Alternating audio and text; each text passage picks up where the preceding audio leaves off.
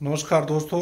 आज जो मैं वीडियो डाल रहा हूँ वह वीडियो हमारा ये जो हमारी गौरव सेना एसोसिएशन कार्यकारिणी की बैठक थी, तो उसी दिन वहाँ पर अनूप बिष्ट जी जो कि उत्तराखंड एकता मंच के सदस्य हैं, तो वह भी पूरे भारत में भ्रमण कर रहे हैं कि किस प्रकार से हम जो भी हमारे आदिवासी समाज है, जो भी पहाड़ों में रहते हैं, तो उनके लिए किस प्रकार से हमको उनका बचाव करना है, किस प्रकार से हम जो हमारा पहाड़ों से पलायन हो रहा है उसको हम कैसे रोक सकते हैं। तो उसी पे वह लोग काम कर रहे हैं, तो उसी वीडियो को मैं डाल रहा हूँ अभी।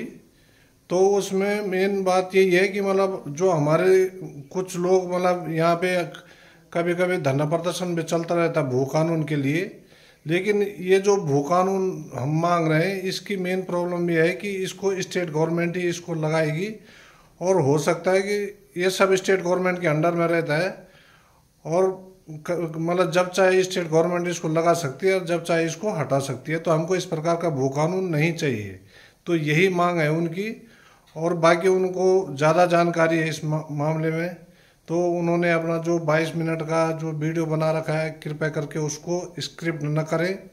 और वह बहुत ही इम्पोर्टेंट वीडियो है, क्योंकि पूरे उत्तराखंड को अगर हमको उत्तराखंड में रहना है और उसको बचाना है भारी लोगों से, जो भी हमारे बाहर से आ रहे हैं, अदर स्टेट के हमारे यहाँ पे काम कर रहे हैं, बाहर के लोग मतलब ज़मीनें ले रहे हैं, पूरा का पूरा आधा से ज़्यादा बहुत ज़्यादा इन्वेस्ट कर रहे हैं, क्योंकि उत्तराखंड के इतने सामर्थ्यवान लोग नहीं है कि जो मतलब इस प्रकार से कई भूमाफिया जो बाहर से हैं उनको रोकने के लिए जो प्रयास किया जा रहा है। तो कृपया करके ऐसे लोगों का समर्थन करें। मैं यही उम्मीद करूँगा कि आप लोग इस वीडियो को बड़े ही ध्यानपूर्वक सुनेंगे, और हर किसी को जागरूक होना पड़ेगा। ये मत सोचिए कि मतलब मुझे तो कोई लेना देना नहीं है, आने वाला समय देखो हमारे बच्चों के लिए बहुत मुश्किल हो जाएगी, तो हर किसी को इसको ध्यान में देना चाहिए। धन्यवाद। तो अभी जो अनूप बिष्ट जी आपके पास ये जो लेक्चर देंगे, तो कृपया करके इसको पूरा सुनना। धन्यवाद।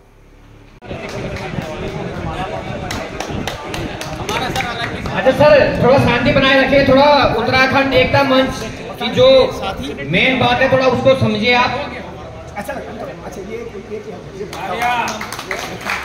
उत्तराखंड एकता मंच भी एक बहुत बड़ा मंच है जो आपको उत्तराखंड के विकास के लिए काम कर रहे हैं। दिल्ली से हेलो, मैं रखूं जी बात अपनी। मुझे लगता है कि मेरी वॉइस चली जाएगी, इसकी जरूरत नहीं है जहाँ तक मुझे लगता है। जरूरत पड़ेगी, ठीक है जी, मैं बोल देता हूँ। अच्छा चलो आगे आ जाओ सब लोग, सब अच्छे, ठीक है मैं बोलता हूँ। पहले तो बहुत बहुत धन्यवाद आपका, आपने हमें थोड़ा सा एक कोने में एक स्पेस दिया आने का। हम अपनी बात रखना चाहते हैं, और बात सिर्फ उत्तराखंड की है, हम इसी के लिए आए सर, और कोई मकसद नहीं हमारा। मैं छोटा सा इंट्रोडक्शन दे देता हूँ। मेरा नाम अनूप बिष्ट है, मैं पौड़ी का रहने वाला हूँ, पट्टी एडवांसिया का रहने वाला हूँ, और मैं एक कंपनी है ओरेकल, उसमें एसोसिएट डायरेक्टर हूँ इस टाइम पे। और इस टाइम संगठन में जो जिम्मेदारी है, मैं कोऑर्डिनेशन का काम देखता हूँ। तो उसके माध्यम से हम लोग पूरे भारत में 500 मीटिंगों का एक दौर चला रहे हैं, जिसमें से 43 मीटिंग के बाद ये 44वीं नंबर की मीटिंग है जहाँ हम अपनी बात रख रहे हैं। ठीक है जी। तो पहले का सबको मेरा नमस्कार। मैं भी एक आर्मी, मेरे पिताजी आईटीबीपी पुलिस में थे, पर पैरालाइज हो गए वो तुरंत, तो उसके बाद वो रिटायर हो गए। और इवन हम यहाँ इंदिरा नगर पुरम में ही रहते थे। मेरे बड़े भाई, उनके फादर जगमोहन सिंह गुसाई जी, वो कमांडेंट ऑफिसर थे आईटी पुलिस में। अब तो खैर वो नहीं रहे, वो दूसरी दुनिया के लिए जा चुके हैं, भगवान के पास। तो मैं अपनी बात रखूँ जी, अब जिसके लिए हम आए हैं, काम की बात कर लेते हैं सर, बड़ी इंपॉर्टेंट है। हमने सबसे पहले एकजुट होकर रामलीला मैदान में 1 लाख लोगों को 20 नवंबर 2016 में, और मकसद क्या था जी, हमारी संस्कृति को टॉप लेवल पे लेके जाना। हमारी संस्कृति जो धीरे धीरे नीचे की तरफ आ रही थी, हमने उसको ऊपर की तरफ लाने का साधन, एक प्रयास किया। दिल्ली में 7 मुद्दे हमने रखे थे। एक भाषा का मुद्दा था, उसके अलावा अन्य 4 राज्य मुद्दे थे, और 2 मुद्दे दिल्ली सरकार के थे, जिसमें उत्तरायणी के लिए एकेडमी बनाए पहले, और उस एकेडमी के माध्यम से फंड दें, चाहे वो 20 करोड़ हो या 22 करोड़, जितना भी उस बकेट में। आज की डेट में 2016 के बाद आपने देखा होगा कि दिल्ली में उत्तरायणियां लोग मनाते हैं। जगह जगह पिछली बार भी 60 से 65 उत्तरायणियां मनाई गई थी। दिल्ली सरकार ने भी काफी फंड दिया था, हालांकि उन्होंने 1-2 साल से नहीं दिया, तो उसके लिए भी कागजी कार्रवाई चल रही है, पर वो अभी बहुत इस पे प्रगति का काम कर रहे हैं। अब मैं मेन पॉइंट पे बात कर लेता हूं जी। इतने आंदोलन हुए, मैं एक क्वेश्चन पूछूंगा, आप में से कितने लोगों का आधार कार्ड पहाड़ में है? पहाड़ में, पहाड़ का मतलब मैं जब बात करता हूं पौड़ी गढ़वाल या 9 जिले जो हुआ है, मैं देहरादून की बात नहीं करता, या अगर आप गांव अब देहरादून है तो कोई बात नहीं यहाँ पे, पर जो पहाड़ के रहने वाले हैं उनका पहाड़ में ही आधार कार्ड है। ठीक है जी, ठीक है जी। मैं एक बात यहाँ पे रख देता हूं, हमारे मुद्दे क्लियर हैं। उत्तराखंड एकता मंच एक दबाव समूह है, बिल्कुल वैसे ही जैसे आप लोगों एक दबाव प्रेशर डाल के सरकार से सारी नीतियों पे काम करवा लेते हैं। ठीक है जी, बिल्कुल वैसे ही उत्तराखंड एकता मंच एक दबाव समूह है जो सरकारों से संपर्क करके और उत्तराखंडियों की भाषा वो मांगों को सरकारों तक पहुंचाती है। ये करते दिल्ली में हमने आपको बताई थी एग्जांपल। अगली मांग हमारी क्या है जी? 8 महीना उत्तराखंड एकता मंच की रिसर्च टीम ने पूरा एनालिसिस करके निकाला कि एग्जैक्टली उत्तराखंड की तरफ हम घर वापसी करें तो करें, कैसे करें। मेरे हिसाब से मेरे साथी निशांत भाई ने पिछली बार कुछ लोगों के साथ मीटिंग किया था, हमने बात रखी थी एक मुद्दा 5th शेड्यूल। भारत के अनुसूची 12 अनुसूची होती है भारत के संविधान में, उसमें से 2 अनुसूची 5th और 6th शेड्यूल। आप लोग तो आर्मी से रिलेटेड आपको पता है पहाड़ी क्षेत्रों के बारे में कि कहाँ जमीनें खरीदी जा सकती है, कहाँ नहीं खरीदी जा सकती, लेकिन भारत की 2 अनुसूची ऐसी है, 5वीं और 6ठी अनुसूची, जिस राज्य पे लग जाए उस राज्य का प्रगति हो जाता है, और जिस राज्य पे लग जाए उस राज्य के अंदर कोई जमीन नहीं खरीद सकता। बताइए आप इसमें सहमत हैं? है ना, ऐसा है ना? वो अलग अलग रूपों में लगी है। हाँ चुप, हाँ। तो अब मैं बात करता हूं कि 5वीं अनुसूची, जो भारत की 5वीं अनुसूची है, वो उत्तराखंड के लिए क्यों इंपॉर्टेंट है? वो इसलिए इंपॉर्टेंट है, अगर भू कानून चाहिए तो हिमाचल वाले लाहौल स्पीति के तर्ज पे चाहिए, और वो 5th शेड्यूल के अंदर आता है। हिमाचल वाले कुल्लू मनाली शिमला वाला भू कानून नहीं चाहिए, वो राज्य सरकार लगाती है, राज्य सरकार हटा सकती है। हमारे यहाँ भी भू कानून लगा हुआ है जो राज्य सरकार बार बार टक टक टक टक बदलती रहती है। हमें वो भू कानून चाहिए जो भारत के संविधान में लिखा गया है, उसका नाम है 5वीं अनुसूची, और वो इतना कठोर भू कानून है कि उस भू कानून के माध्यम से कोई भी व्यक्ति छोड़ो, सरकारें तक आपके यहाँ पे जल जमीन जंगल पर अधिकार नहीं जमा सकती। ये संविधान ने हमें राइट दिया है। ठीक है, लोग भू कानून का मुद्दा उठा रहे कि हिमाचल की तर्ज पे चाहिए, एक लाइन थोड़ा और ऐड कर दो कि हिमाचल वाले लाहौल स्पीति के तर्ज पे चाहिए।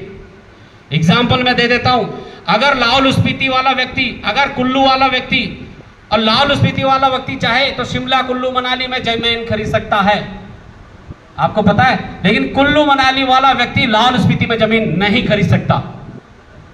वैसे ही जैसे हम लोग चक्राता में जमीन नहीं खरीद सकते, हमें वो भू कानून चाहिए। यह 5वीं अनुसूची के अंदर आता है। दूसरा, आपकी भाषा को द्वितीय श्रेणी के दर्जे में दी जाती है। कहने का मतलब है कि उत्तराखंडी भाषाएं जो हैं उनको द्वितीय श्रेणी में कॉलेजों में स्कूलों में पढ़ाना एक अनिवार्य हो जाता है उस सूची के अनुसार। उसमें थोड़ा सा और चर्चा का विषय है। तीसरा पॉइंट है रिजर्वेशन। शेड्यूल ट्राइब क्या होता है पूरा का पूरा। कल पोंटा साहिब में हमारी मीटिंग थी और भगवान की कृपा से, धारी देवी की कृपा से, मुझे एक बच्चा चंडीगढ़ में, उसने मुझसे लिफ्ट मांगी और वो वीडियो अभी हम सार्वजनिक करेंगे आप लोगों के लिए, सब लोगों के लिए।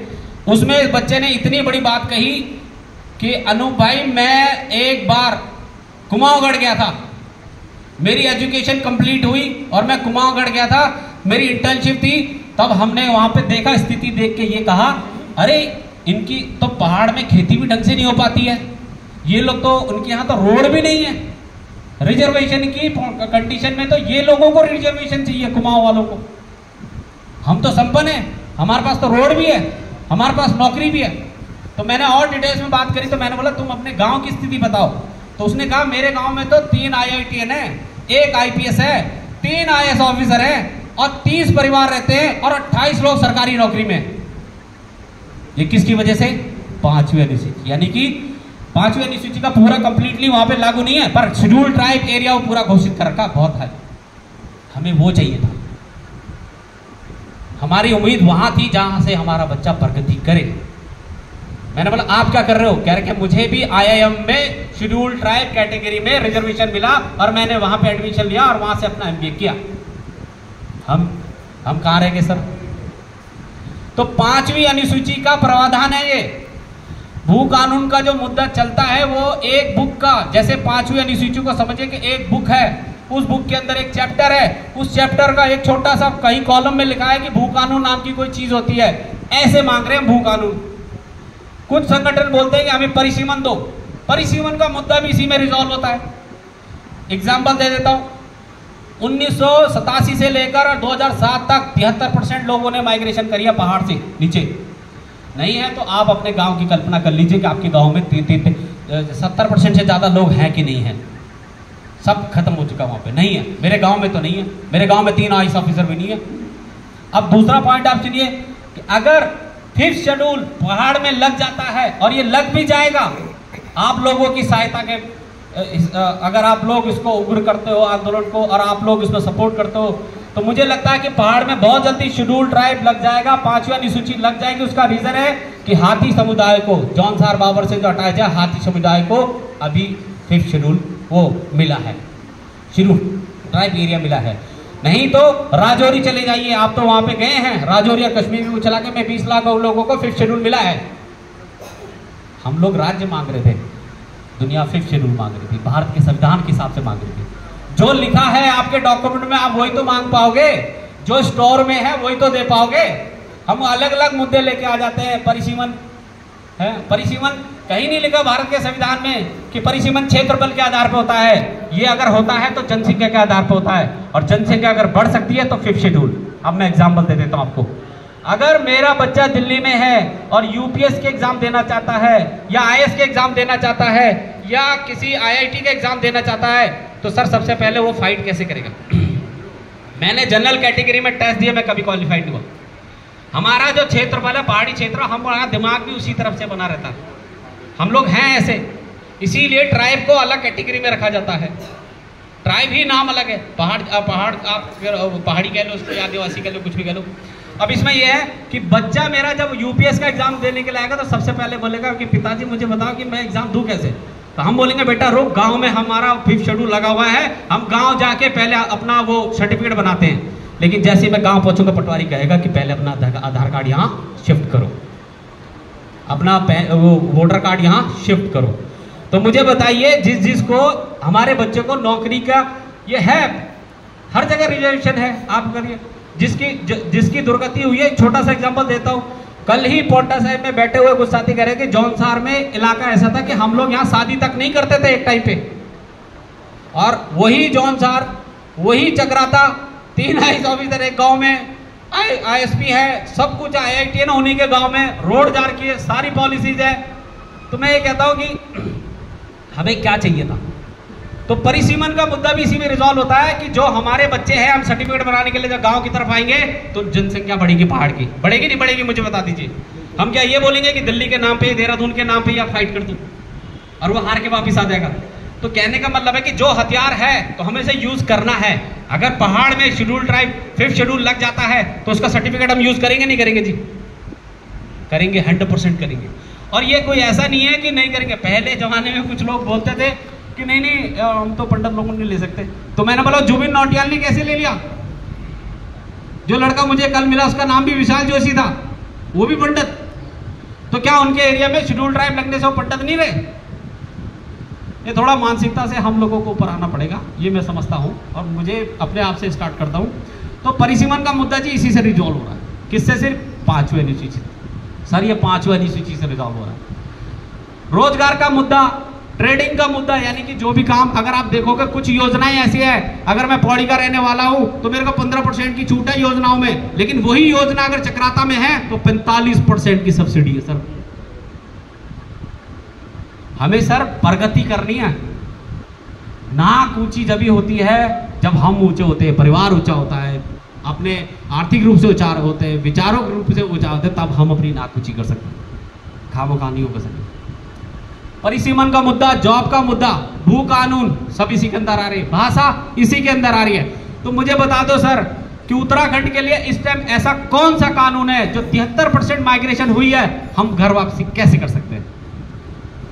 कल ऐसा ना हो कि मेरा पोता कहते कि मेरा दादा भी रहता था पहाड़ में। आप भी हो सकते हो उस कैटेगरी में सब कुछ टाइम बाद जो पहाड़ के नहीं बचे। मैं नहीं कहता कि सब, मैं तो कहता हूं मेरे साथ ऐसा ना हो जाए कहीं।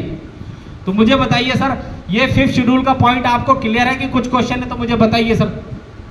हम ये मुद्दा दिल्ली में 150 संस्थाओं को इकट्ठा किया हमने, 102 संस्थाएं वहां पहुंची, हमने उनसे पारित करा के अब भारत के में पूरे 500 मीटिंगें कर रहे हैं। 1 अक्टूबर को उत्तराखंड ये प्रेस क्लब है, उत्तरांचल प्रेस क्लब है, यहाँ पे 1 अक्टूबर को 10 बजे मीटिंग है।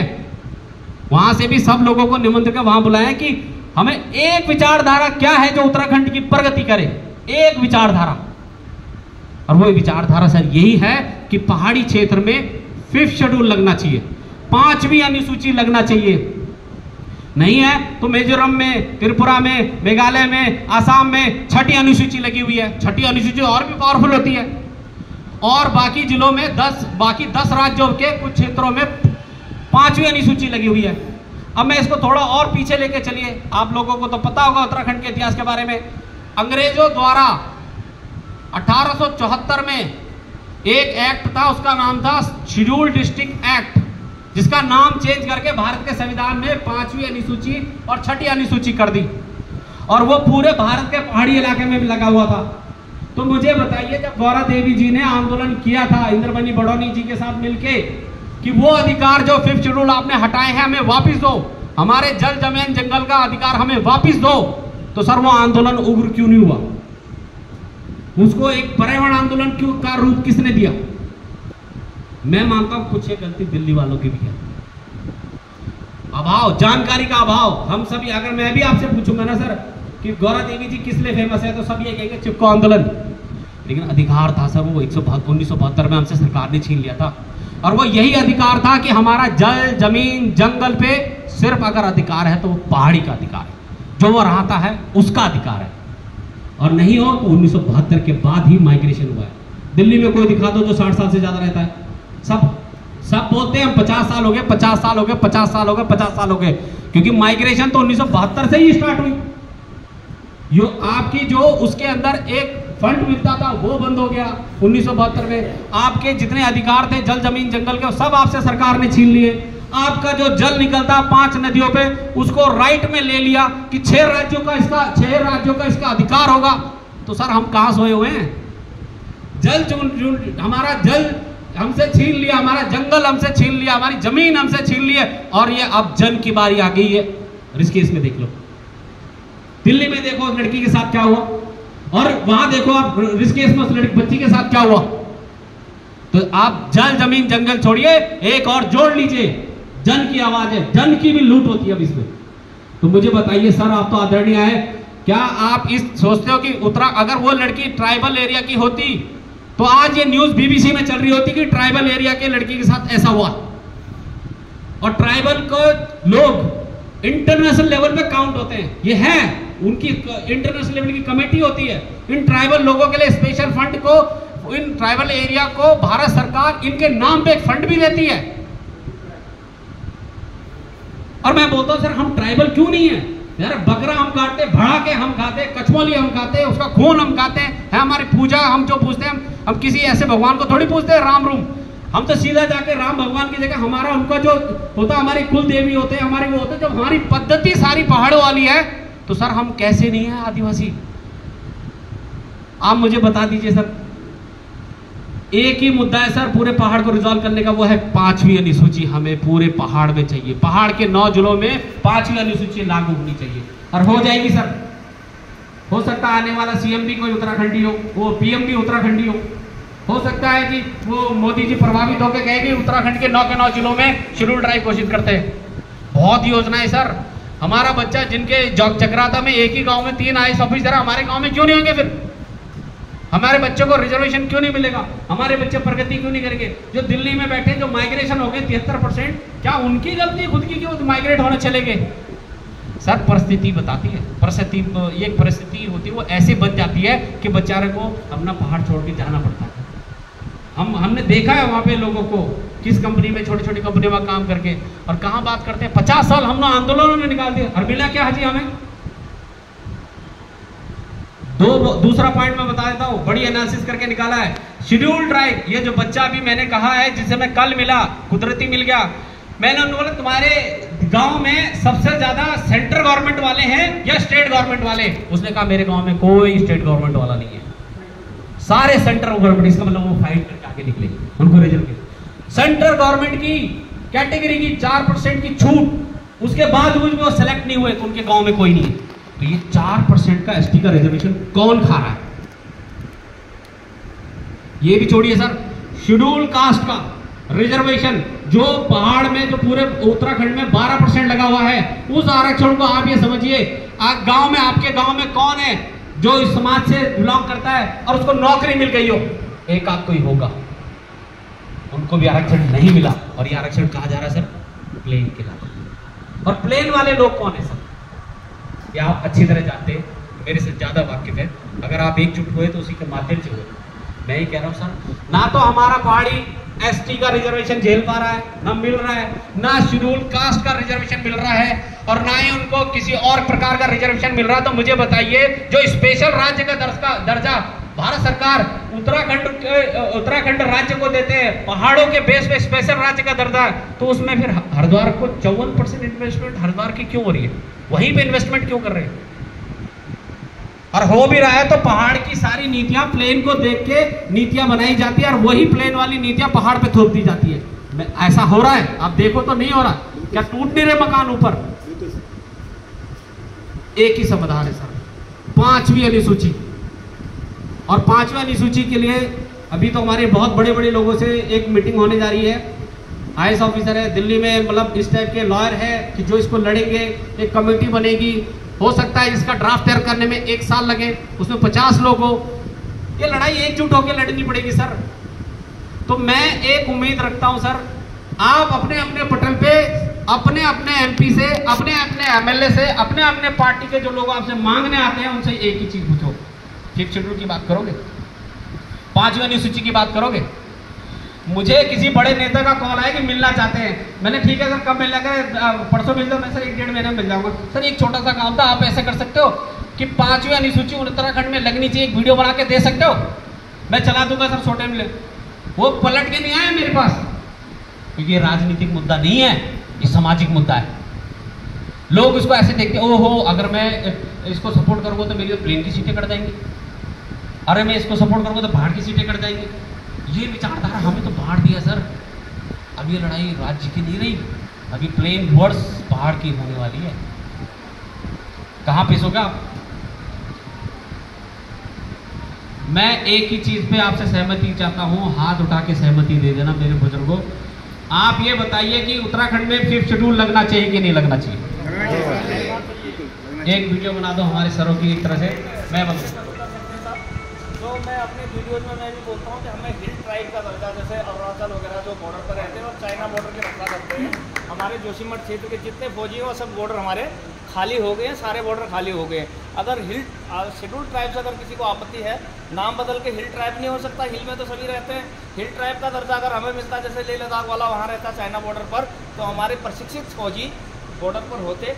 जैसे कारगिल में लड़ाई लगी तो सूचना याक ढूंढने गए थे वहाँ के लोग जिनको ट्राइब का दर्जा है, और उनने बोला कि यार इंडियन आर्मी तो खिला समझौता के तहत सर्दियों में नीचे आ जाती, तो ये पोस्टों पर कौन है? इसलिए उनने सूचना दी और तब युद्ध हुआ। ऐसी नीति माणा और दर्रों में जितने उत्तरकाशी के क्षेत्र हैं, ट्राइब का दर्जा जो चाहे नाम बदल दो, हिल ट्राइब जिसका मैं समर्थन करता हूँ, वो मिले तो हम लोगों की जरूर वापसी होगी और पूरा गढ़वाल क्षेत्र उन्नति करेगा। तो एक नारा हो जाएगी कि हम उत्तराखंड मांगे 5th शेड्यूल। ठीक है जी, उत्तराखंड मांगे, उत्तराखंड मांगे, उत्तराखंड मांगे। जय बद्री विशाल, जय बद्री विशाल। धन्यवाद।